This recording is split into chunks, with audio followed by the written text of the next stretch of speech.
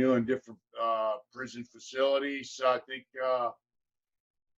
we met actually in old Folsom in 1989 when they kicked me out of San Quentin. We're playing softball in the big yard of B facility in New Folsom, which we'll talk about. Might have shocked a lot of people now, but we were playing whites against the blacks for sodas. And David Marshall had about 25 cases of soda stacked up next to the baseball diamond, betting on the game with the blacks. So, yeah. And then later on, we were in San Quentin together, 2006, until you left and I left, and we both got in trouble because of envious people. Very much true. How true. Yeah. So that's David Marshall. How you doing? I'm doing great, man. Life is good. I have no complaints, man. No complaints. That's right. So, David, you're on here for a little interview, and I just thought I'd start with, since we might as well jump right in.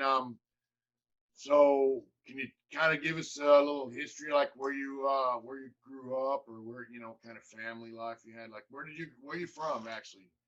I was born and raised in San Francisco, California. All right. I was there for the first 12 years of my life, and then actually moved to Mountain View, California, where my grandparents sold the house in the city. And then I was without my mother, my father, and my brother, who I never knew that I had, because my grandparents raised me. My mother's parents raised me in San Francisco, California. And then when I turned 12 years old, when we moved to Mountain View, California, 2 months later, my mother came and told me I was moving to Hayward, California, and I had a brother. I never seen him ever in my first 12 years of existence.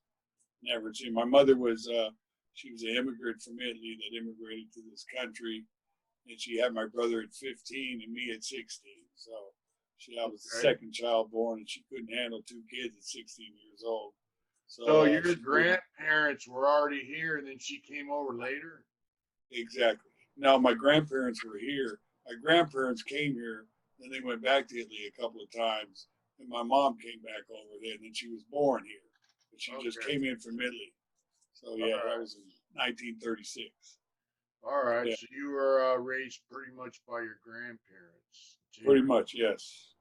So, going from Frisco to Mountain View is kind of a nice place, isn't it? I was only there for like 2 months, and then it was time to go to school. I went to move to Hayward, California, to live with my mother and my stepfather and my brother. All right, so the first 12 years of your life, you're in San Francisco, and so you're like 25 years old. So, now back in the day when you were growing up in Frisco, it wasn't like it is now. Like they've taken all the old Victorian houses and made them all gingerbread nice and all that. So back when you were growing up in Frisco, what was Frisco like? Oh, man. Hayward, actually, because it's right across the bridge. It is, but San Francisco in the 60s and the 70s it was an unbelievable time. I mean, I was 13 years old, and I was in Haight-Ashbury, walking through Haight-Ashbury, and George Harrison of the Beatles jumped out on the corner of Haight and Ashbury Street in a big black limousine. And if it wasn't for Chocolate George, the Hell's Angel from San Francisco, all hell would have broke loose, because he kept all these people off this limousine because George Harrison stuck his head out the top of the limousine. I mean, for a 13-year-old kid seeing all that, I was like, holy shit, what the hell's going on? It was the most excitingest thing I've ever seen so far. Yeah, I read about that when George Harrison went to San Francisco back in the day. Yeah. That was a Haight-Ashbury. It's very famous for hippie culture. Very famous. Yeah. So what about aside from the limelight of the hippie culture and all that? What about people who actually, like you, who actually live there 24/7 and grew up there? I mean, was there like a heavy drug culture? Obviously. What about criminal element, that kind of stuff? In the 60s, and the early 70s, the drugs were rampant. But it mostly come out of the Haight, though, because you could walk down Haight Street and somebody would say, I got acid, I got speed, I got LSD, I got heroin. I got STP, you know, all that. Didn't matter. I got marijuana, whatever you wanted, you could get in Haight-Ashbury in the 60s and the 70s. Yeah. No problem. Yeah, but what I'm saying is like, uh, and drugs back then were more like party drugs, not instead of now it's just straight addiction. Drugs now are just straight addiction, destroy your life kind of thing. Back then it was kind of more like party zone, right? And killing you today. The drugs today are killing people. Yeah, Killing so people. back then, drugs are more like a party, right? It was more like Yes, party sir. shit. Yes. And so growing up around there, you were exposed to all that. So did you see like the criminal side of the drug stuff, or were you just into the party? I mean, did you get into that scene, or I mean, you left when you were 12, but you grew up in the Bay Area in general, right? Yeah, yeah. So I didn't see it till actually about sophomore year in high school and stuff. That's when I started to, you know, smoke a little pot. I go with my next door neighbor, Brad. We used to go to school in the morning, and one morning he called me over to the house, and his big brother was there, Russell. He was a old hippie from the Hague, and he said, "Hey, you ever smoke a spiff?" I go, "A spiff? What the hell's a spiff?" And it was a joint. So I smoked that. That was it. That was all she wrote. Yeah. From that day on. He called it a spiff. I'll never forget that. So you were in high school, but when you first got exposed to the drug thing, you know?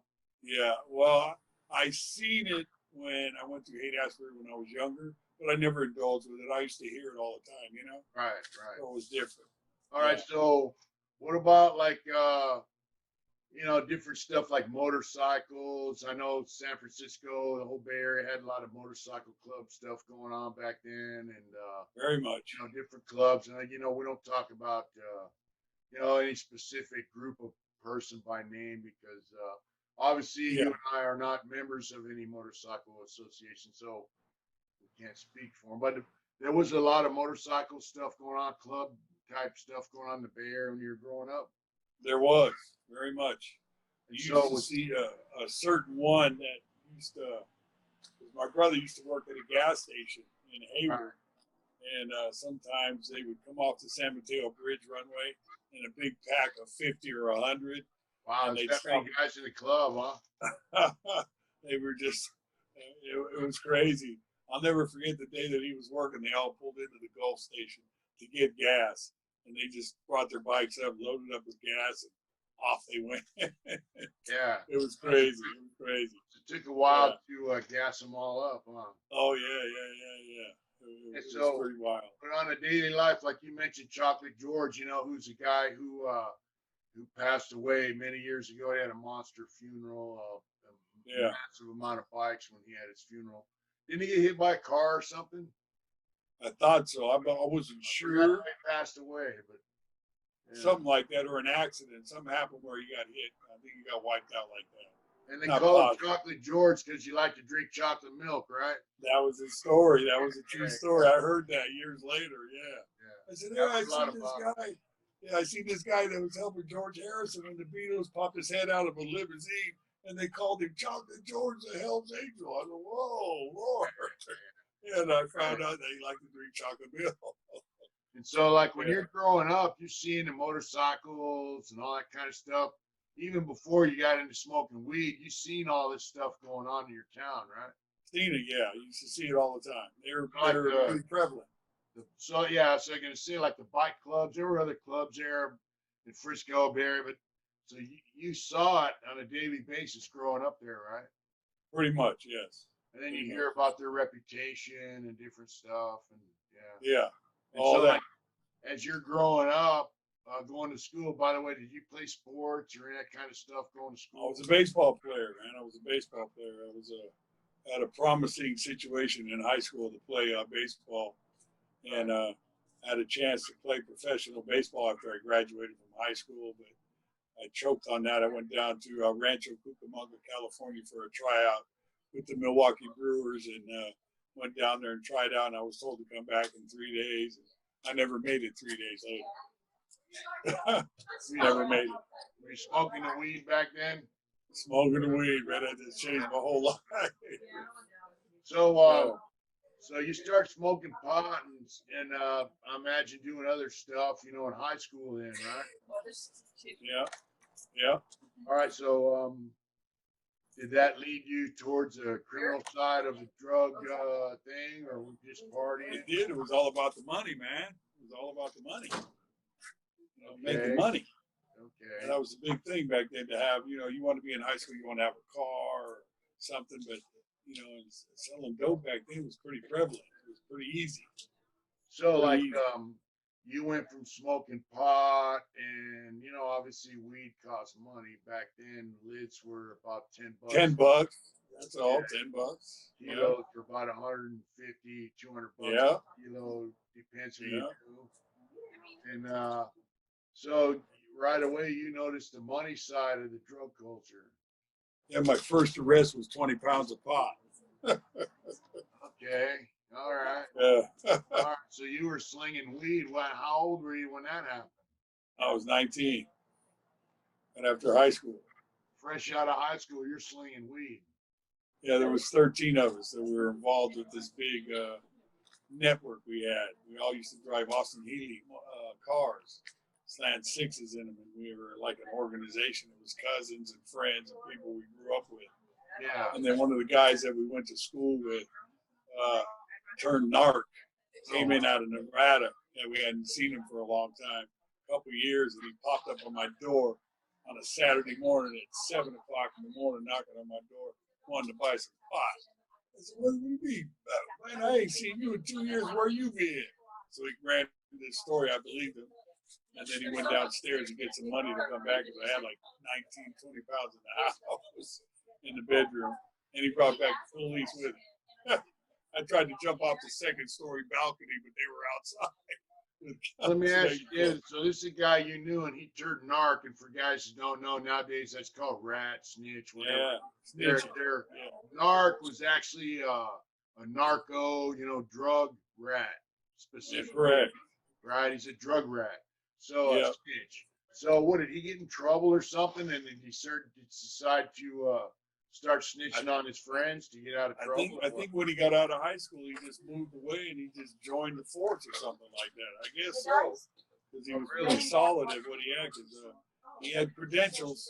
He had credentials, man. Oh, so he was he was full fledged.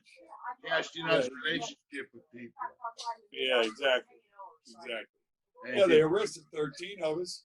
Wow, did he become a cop? Yeah, I think so. Afterwards. All right, so is this a guy that you knew? You knew this guy, so was he like? Went to school with him. Was he using drugs at one time? Yeah, his brother was into it, but he wasn't. I guess he was against it. He was trying to help his brother clean up his act. He was strongly against it, even in school. He did 3 weekends in Santa Rita. Oh, that's it? I got 3 weekends. That's it. All right, so was that your first time in jail? It was, yeah. And so Santa Rita, I'm from down jail. Yeah, but now being in San Quentin and other Northern California prisons, I've heard a lot about Santa Rita. I heard it's pretty messed up. Yeah, it was like a compound, like a barracks. You know what I mean? It was like an army setup. You had barracks on the right, barracks on the left, and you had each section was a different housing area for individuals. The ones that were locked up the most were the ones that were going to court and all that kind of shit. Then the weekend people, we would come in on Friday night and then go out on Sunday night. They'd keep us way down at the end of the compound, and then everybody would come up. That seen you, if you knew somebody, they'd come like, hey, did you bring anything in, bro? What's up? You got something for me? And then usually after my first weekend, I seen some people I knew, so the following weekend I brought something in for them. You know how that goes. Throw it over the fence to them and all that old good stuff. Yeah. So when you got busted, you go to county jail. Did you get out of the county jail on bail, or you stay there, or what?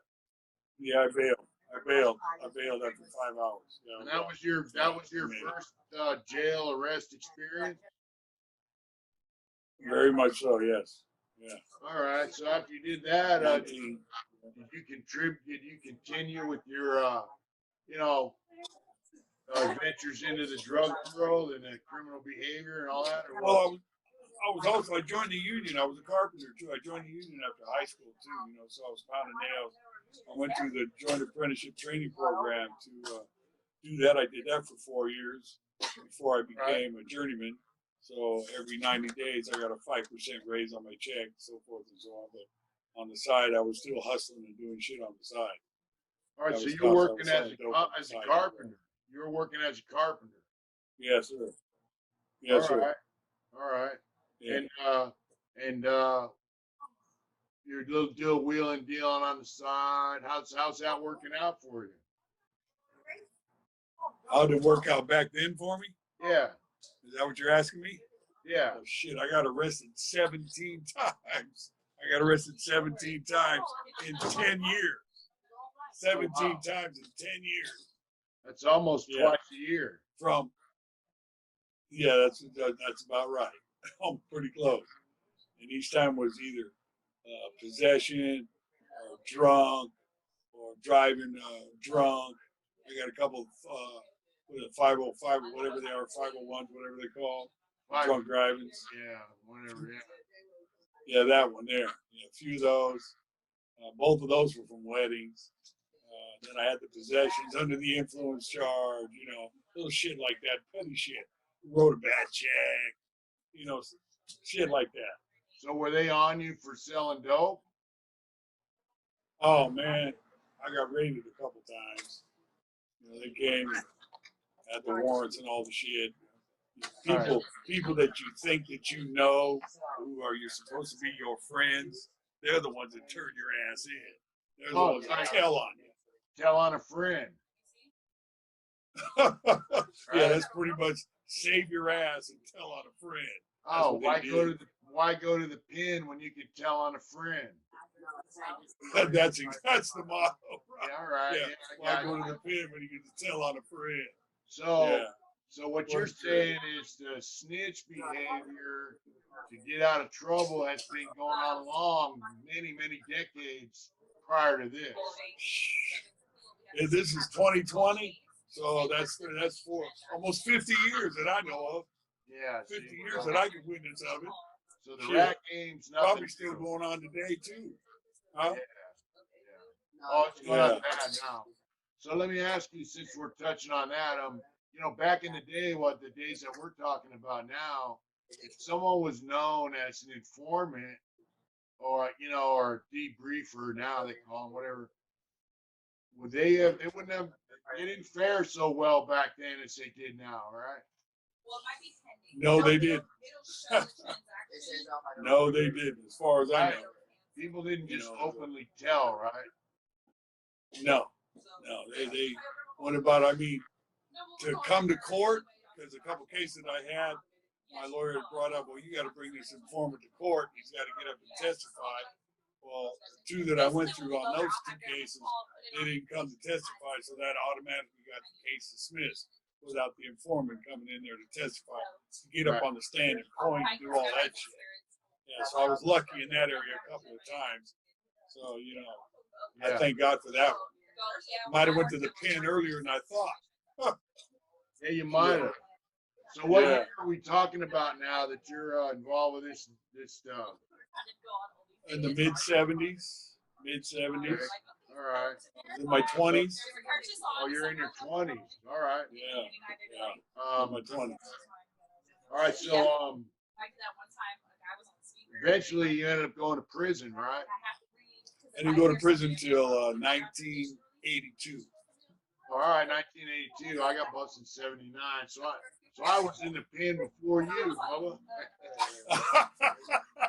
Yeah. Wait, you got out before me too, bro. That's you right. did 38. I did 38. Yeah, but you got out before me. That's good. Right. So during the 70s, all the way up to the time you got busted, you were involved with like different types of drug behavior, dealing, a little bit of slinging dope. I was a stone cold criminal, man. I was doing bank robberies as well, getting away with those.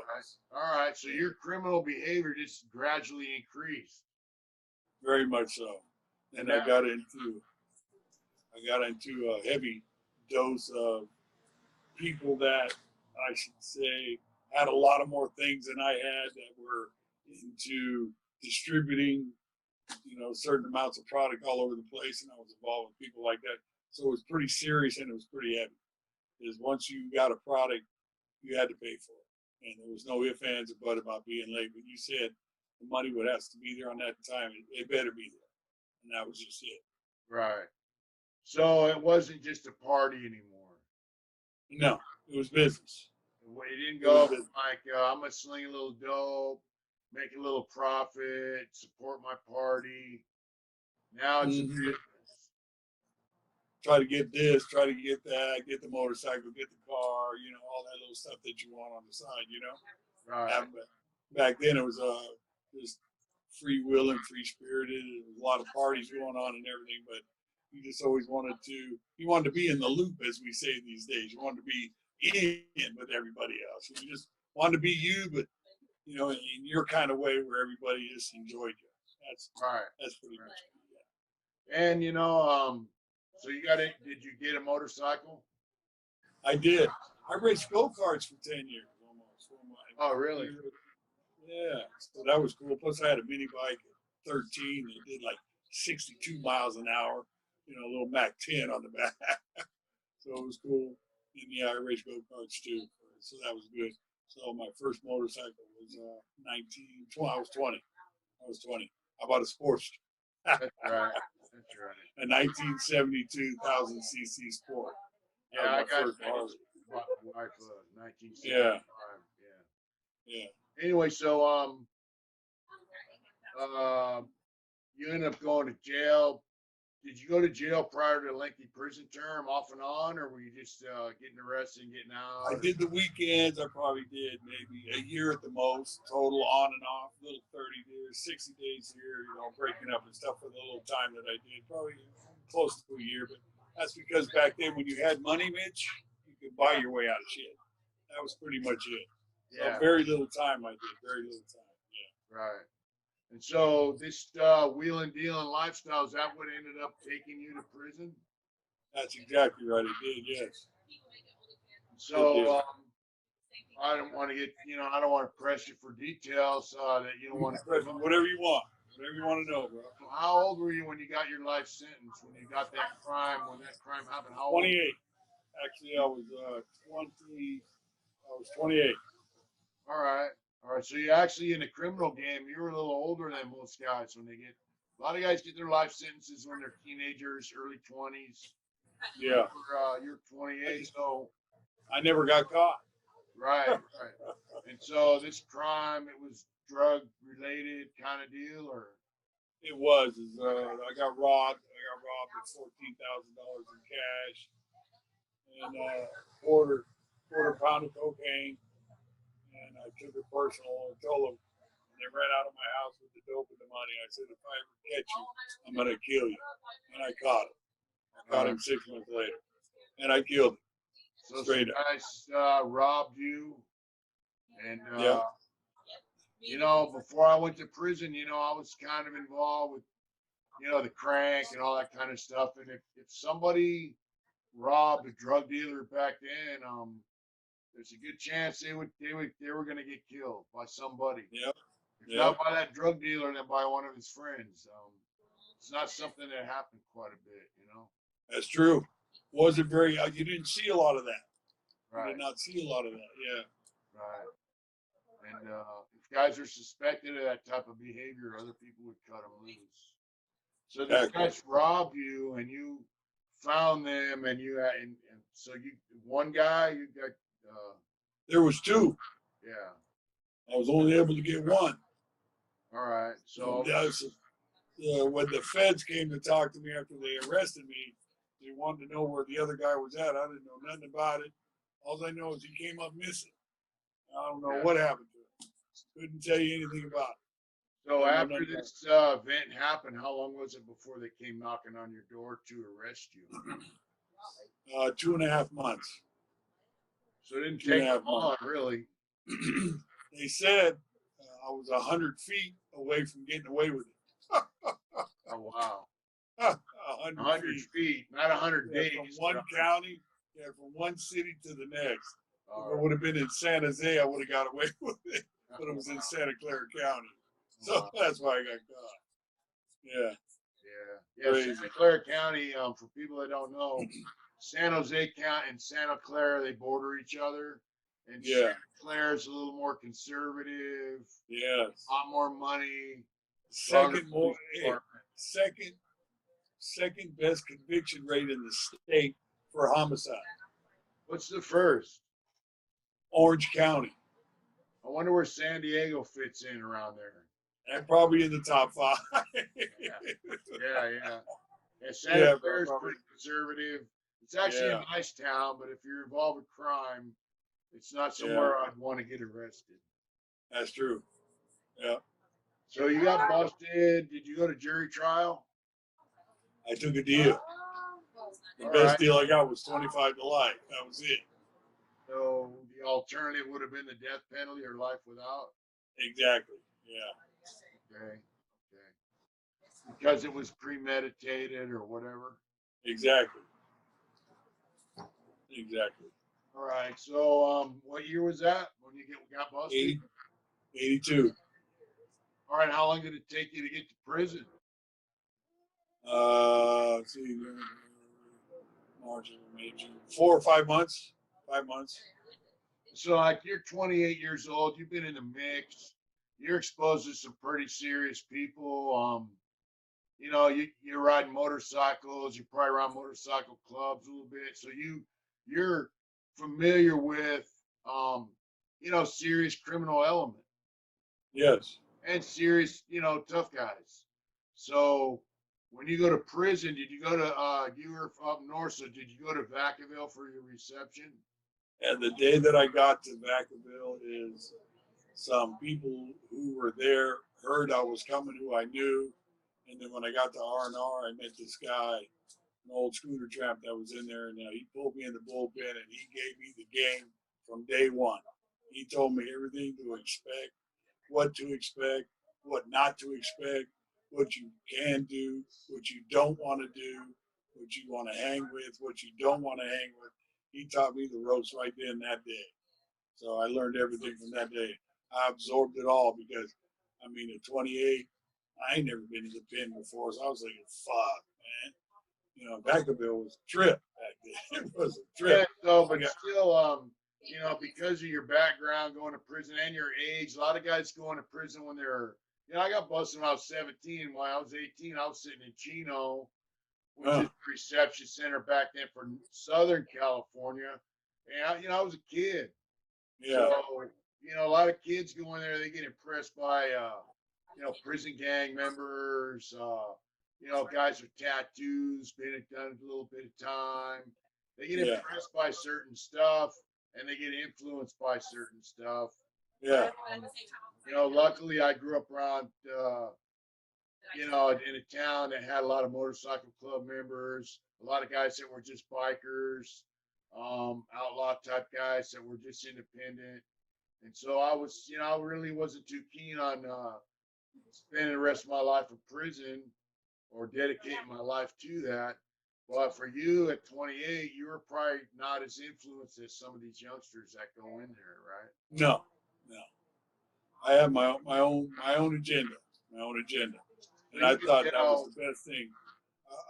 I mean, over the years, my counselors used to ask me, "How the hell did you make it without joining a tip, like the brand or anything like that?" Right? I said, "No, thank you. No, thank you. I did my own thing. I stayed away. I knew them. I knew who they were, and how you doing? What's up? Maybe played a game of handball or two or some sport or whatever they did.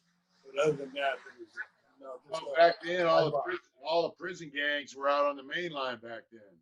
Yes, they were. I mean, there was the Mobster, yeah, the Texas Syndicate, the BGF, the Brand. So they also had guys from motorcycle clubs on the main line, all the prison gang members.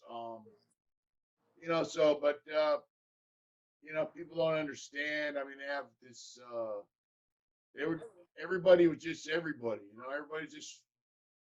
If you're on a certain level of respect, right? That's where it stays. You can increase it or decrease it depending on your Exactly. So you were in the reception center. I mean, were you like, oh fuck, this is prison? What was It's going through crazy, your man. mind? What was going through Hey, your mind? it's crazy just to think, fuck, I'm in prison, man. I'm in prison. And then here I was, I did end up staying there, I think like 4 months, and they put me on the bus. And they said, you're either going to San Quentin or Old Folsom. So I ended up at Old Folsom. I'll never forget the day they said we got on the bus. We drove on the bus. You could holler or scream on the bus, talk to your guy in front, 4 or 5 row, the seats up and shit, Cops didn't say nothing. But the minute we hit that crest of the hill to go to Old Folsom, you could hear a pin drop on that bus, man. People were just like, oh, fuck. I even said to myself, holy shit, this is real prison. And they bring the bus on the yard, bring it upstairs, up on the main yard right there. As soon as you hit right in front of R&R, the cop comes out. He says, welcome, fellas, to the pit. This is the last stop. I'm like, oh, fuck. It was like no joke. It was serious, man. Okay, I so was like, people that don't know about the pit or they called Folsom. There's a lot of the guys pit. watch our channel from other states, so they called Folsom the pit. They called it the end of the line, the end of the That world. was it. Right. Yeah, exactly. Right. So when they call it the pit, what do you mean the pit? Yeah, this is the end of the line right here. This is it. Oh, right. Lord, that was a chilling thought that day. All right. So when you get to Folsom now, I went to New Folsom in 88, 89, around there. And they gave us a little speech in the day room like, hey, this is Folsom. This is not, they told us this is not CDC. This is Folsom, and we will kill you. And they pronounced, this is a cop telling us this in the day room. And he started labeling off all the different reasons why they would shoot you and kill you. So did you have that speech when you got to Folsom? Yeah. It was just pretty much is that they will shoot you if they have to shoot you. There's no questions asked. There is no warning shots. Right. They will just shoot you to kill you. That's it. Over and done with. Right. So some guys understand, like, if you're stabbing somebody, beating some guy to death, they got to shoot you, whatever. But what are some of the reasons why they would shoot you at Old Folsom back then? Well, if you brandished a weapon, they were going to shoot you. If you started a fight and they'd happen to see a weapon or something like that, they would shoot you. Sometimes there would be a warrant. If you're horse playing, they would shoot you. Hell yeah, if you're horse playing. Hell yeah, just me and you were horse playing. They think it might be a fight. Something's going to happen. They will shoot you. So what if you're running too fast in the wrong area? They will shoot you. Hey, people don't understand, and especially, even a lot of youngsters that go to the Pan in California now, they don't understand. Like San Quentin had shotguns and Mini 14s. Folsom only had Mini 14s. They had a Thompson's there for a while too. Thompson machine guns when you went there. I never seen one. I always seen the Mini 14. I know some guys who were in San Quentin in the 70s. They still had Thompson, rifles. Yeah. That's crazy. People don't understand. Like, if you're on the tier and they see you slap somebody, they'll shoot you. You can get shot. Yeah, if they see you running down the stairs real fast or on a yard, they'll shoot you. They'll shoot you. If they see there's a sign on the walls in there that says there is no